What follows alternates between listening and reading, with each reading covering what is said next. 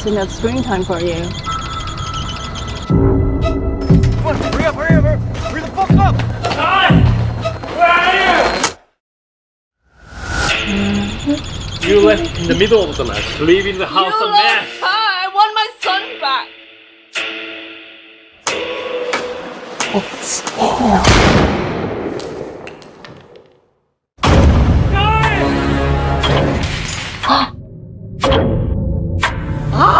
Your kid, he's not here.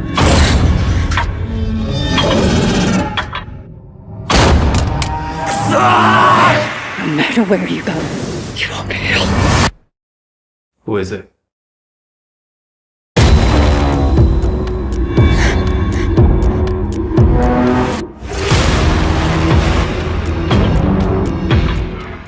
Boom, there you go. That was the trailer for Dear Stranger premiering at the 2025 Busan Film Festival. I'm KUYA P. This is Nerds Rule the World. Joining me to talk all things Dear Stranger, I have the writer, director, Tetsuya Mariko, as well as helping translate for me. He worked on the film as well. I have Naomichi, Hosoya. Thank you both for your time. I'm so excited to talk about this film. It was film that really hit me in the feels, if you don't mind me saying. I am a husband, I am a father, I am Asian American, and it was so relatable for me, but also just so very heartbreaking, but so sorely needed to tell a story that I'm familiar with my family and friends. この映画は自分にとても似たところがあって、父親であり、夫であり、アジアアメリカンということで、とても自分がリレートできる映画だったので、お話をよく聞きたいということでした。Thank you. Thank you, Tetsuya. Okay, so let's talk about the whys of this film. I read it in the notes how you kind of wanted to make this film, but if you can tell in so many words, also for everyone listening and watching this right now, an abbreviated version of why you wanted to make Dear Stranger. この映画を作ったきっかけを、軽くでいいんですけど、見てる方たちに、ご紹介いただけますか。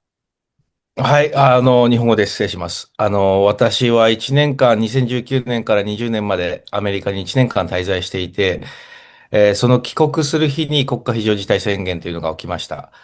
で、すぐにアメリカの友人たちに連絡して、コロナ中ですけど、オンラインでやり取りするようになって、そこから、家族にフォーカスして脚本を作ってきました。So Mr. Mariko was staying in the U.S., living in the U.S. between 2019 and 2022. One day after he left to Japan, the United States announced the emergency, the COVID national emergency. Since then, he has been talking with his friend in the U.S. Using Zoom and stuff. That was kind of started it to put together that he started wanting to make a film about the fire. Amazing. And thank you for that, because as an Asian American, wanting to have more of our stories told out there, and also from the immigrant Asian perspective and what it's like in living through this, to get a fuller, bigger story known, a real story told. So thank you for that.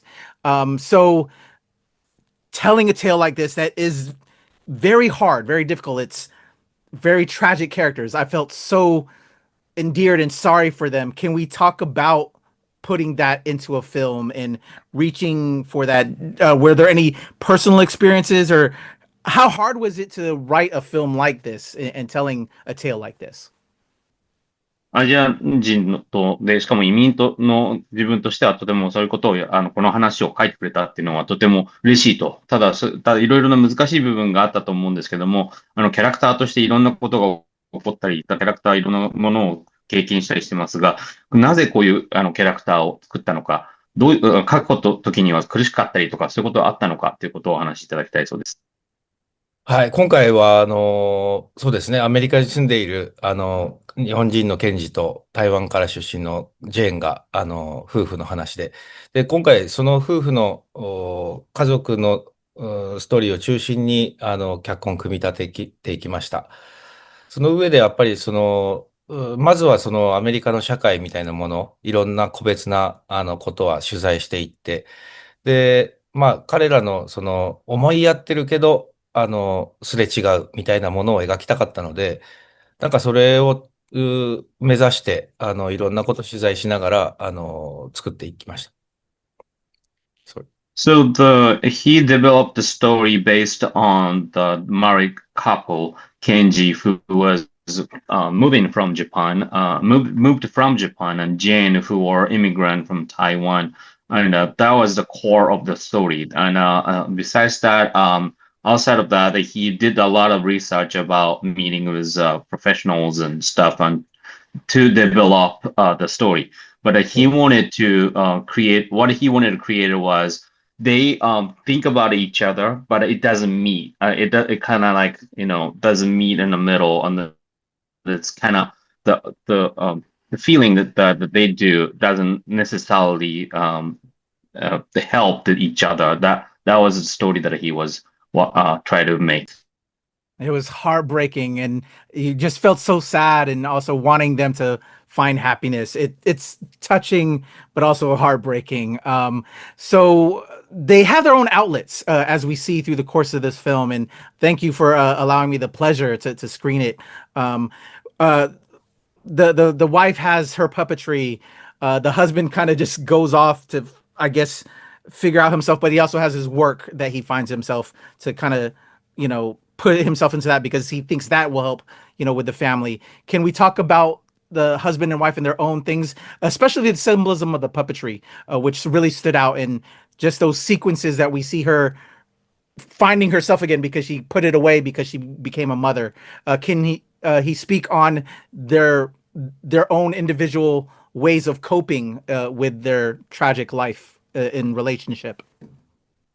この見ている中で、お互いに家族がこの二人が幸せになってほしいなって思うようなところがいっぱいありましたが、この中で、奥さんは、人形劇をやっていて、で、人形劇もその家族のためにしばらくやっていなかったというキャラクターだと思うんですけども、で、夫の方は家から出て行ってしまったり、瓦礫の、ルインの研究をされているわけですけども、廃墟からの研究をされているわけですけども、そういうところの、いいからいなかったりっていうことのシンボリズムのところを、特に、パペット人形劇に関して、話していただけますか？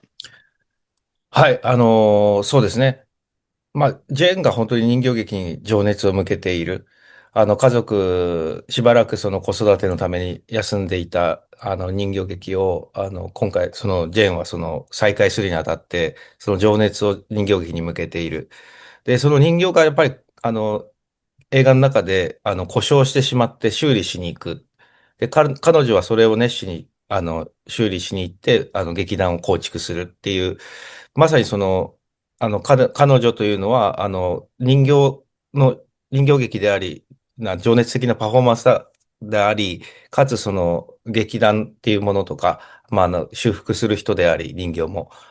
で、それとともに家族の、修復みたいなものも、まあ、家族のあり方みたいなものも一緒に作っている。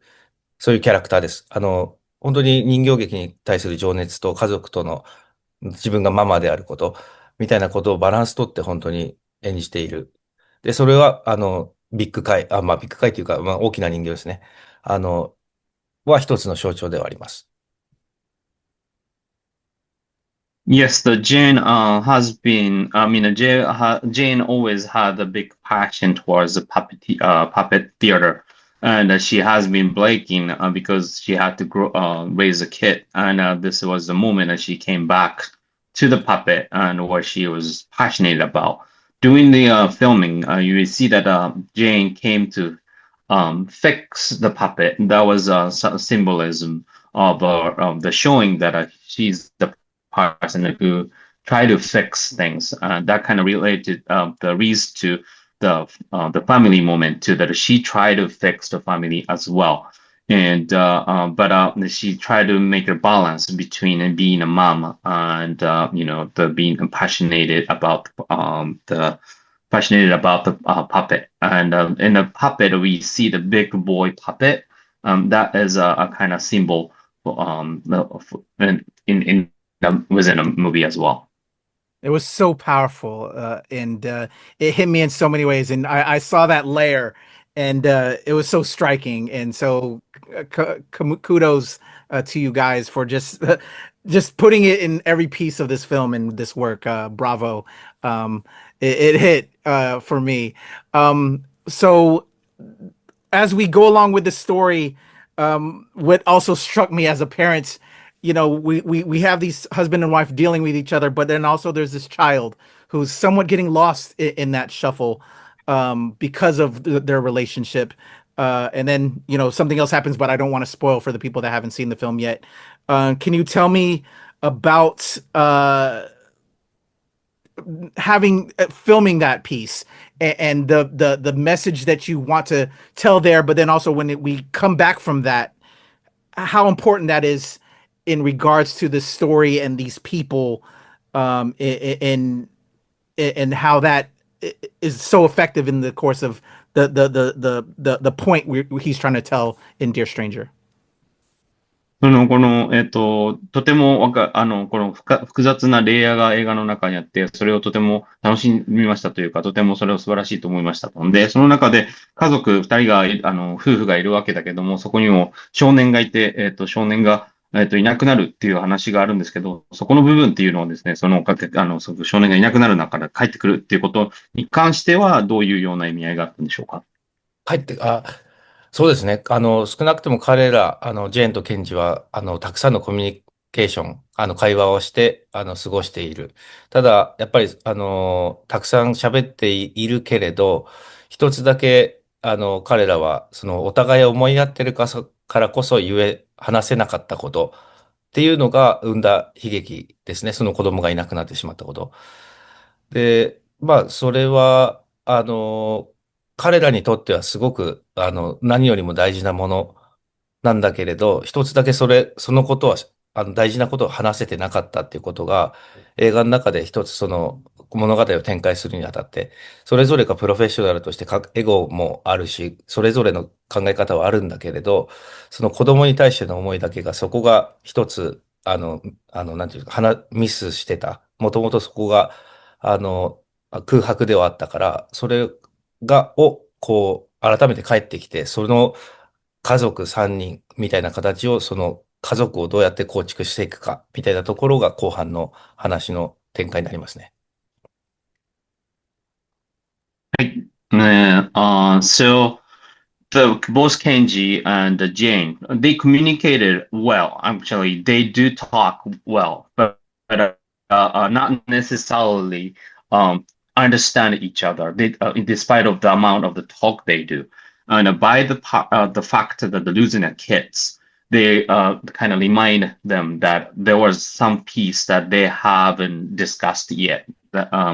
And that was happening because they cared each other. They should probably they thought they should not talk about it because they cared each other. But that's why that leads to the child missing.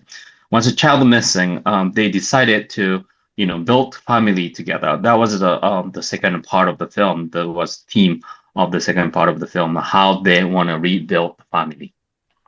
Yes. It just hit on different levels because I don't know, I'm just having a hard time, like, I guess maybe expressing myself, but it struck a chord with me because of how I was raised as an Asian American and seeing that and knowing parents like that and knowing how I parent myself. And I just want to, again, kudos on capturing that and telling that in a story like this that I hope others, and I'm going to encourage a lot of people to see this film because it's a tale in a perspective that I don't think a lot of people know. And so I really, again, appreciate you guys making this film. And again, my love to Tetsuya in putting that onto the screen.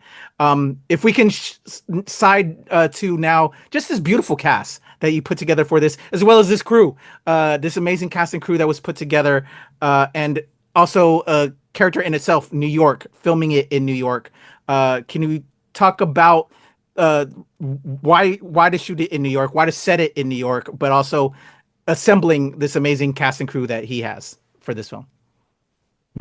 素晴らしい映画で、レイヤーがあって、とても自分もリレートできる話だったので、皆さんに見てほしいという話をしてくれたんですけども、それとともにですね、このキャストと、素晴らしいキャストと、素晴らしいクルーがいたと思うんですけども、また、あと、ニューヨークっていう場所で選んだということを、それの、なぜニューヨークで、なぜこのキャストで、なぜこのチームだったのかということをお話しいただけますでしょうか。はい、そうですね。アメリカ以外のキャスト、メインの二人以外に、ニューヨークで、いろんな人と出会って作ってきました。で、プロダクションはニューヨーク、ブルックリンにある、ローリンっていうプロダクションだったんですけど、彼らと一緒に、本当に、まあ、アメリカで撮ることも初めてだったんですけど、密にコミュニケーション取らせてもらって、ロケーションも含めて全てのことを、一緒になって作っていくことができたので、まあ、そのね、個人個人、皆さんスタッフ、本当に、こちらにも理解があるし、こちらは、まあ、コミュニケーション取る上で何もストレスは感じない。言語の壁はあるにせよ、映画を作るということに関しては、皆ゴールが一緒で、短い間でしたけど、一生懸命それに向かって、映画を作ることができました。まずスタッフに関してはそれですね。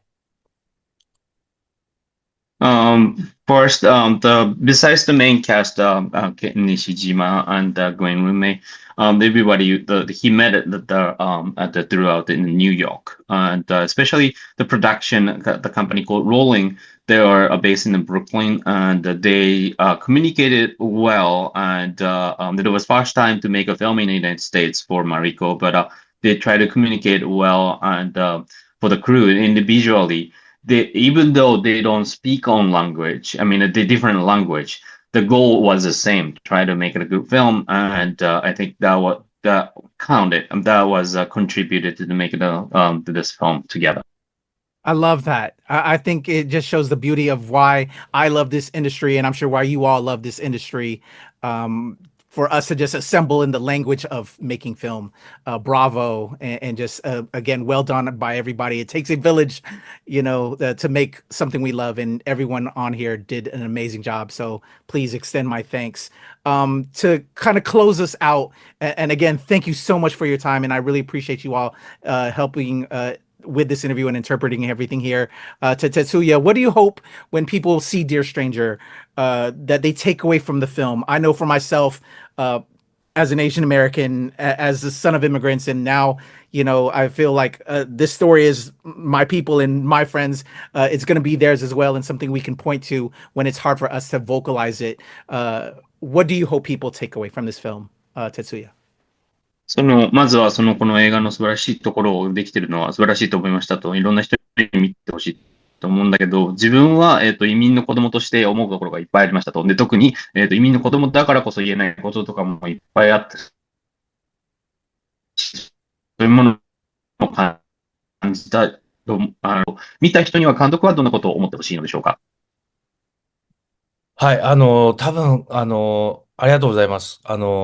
今、上映して、お客さんからの意見も聞きながら、まあ自分たちも作る時にも、プロデューサーと、自分も脚本に書くにあたって、いろいろ議論、いろんなそれぞれの考え方で、あってそれの中で映画を一つ脚本を作っていったんですけど、見た人もやっぱりこの映画を見て、いろいろ自分事として、思うところがある、考えがあって、行くっていうのがすごく分かってきたので、あの、やっぱりそれぞれやっぱり少なくともケンジとジェーンもそうですけど、自分の考えはこうあるべきだって思っていても、それが二人とも一致することはなくて、ただそれでも家族は続いていく、社会は続いていくっていう映画ではあるので、なんか見た人にも、やっぱり自分の中で思うところがあって、この映画について誰かと喋るとか、そういうふうに今後の人生に影響していけたら一番いいなと思ってます。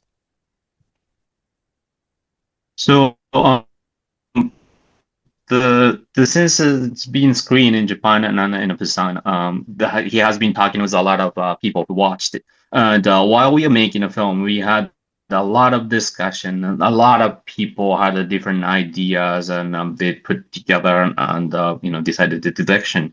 And as Kenji and Jane, they had own idea or the belief that it doesn't necessarily to match together, but still the family is being built and the society is kept going despite of the different view of the different vision. And he was hoping that this isn't the opportunity. This movie can be an opportunity to talk about what do you think, what he thinks, and affected his なおさん、多分 life ちょっと、 afterwards. Before. なおさ Awesome. ん、 Okay, I'm sorry. No worries. You broke up a little bit, but it's okay. Go ahead. 聞こえてますね。はい。 Okay. Okay. So I'll do the second part again. I'm sorry, my internet is really weird. No worries. Yeah. So both Kenji and Jane had thought, different belief, different ideas, but family kept going, and society kept going despite of the different vision or different views. And he's hoping that this movie can be, if this movie become what the opportunity to talk about other people, the ideas, and what triggered.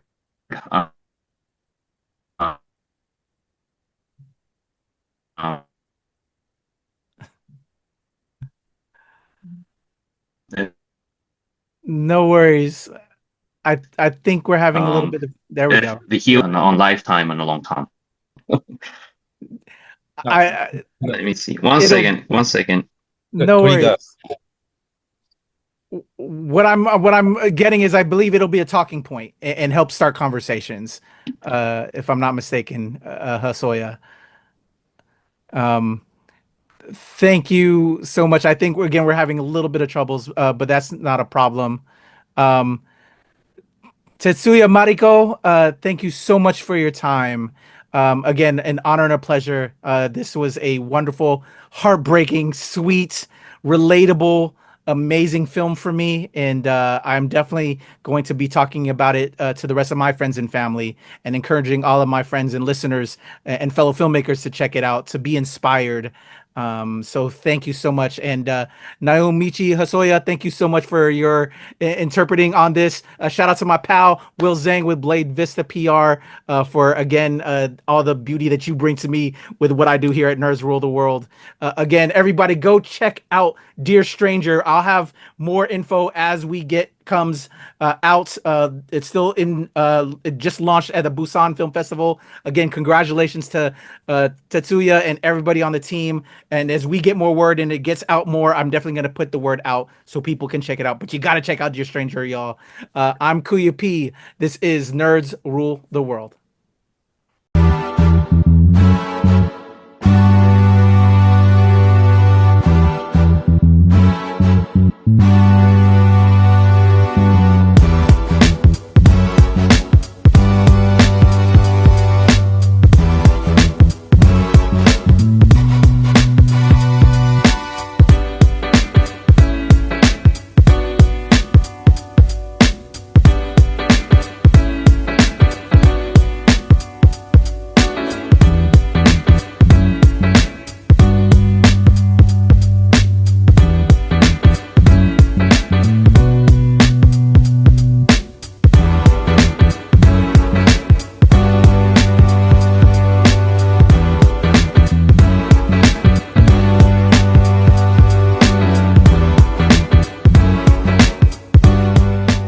Nerds rule the world.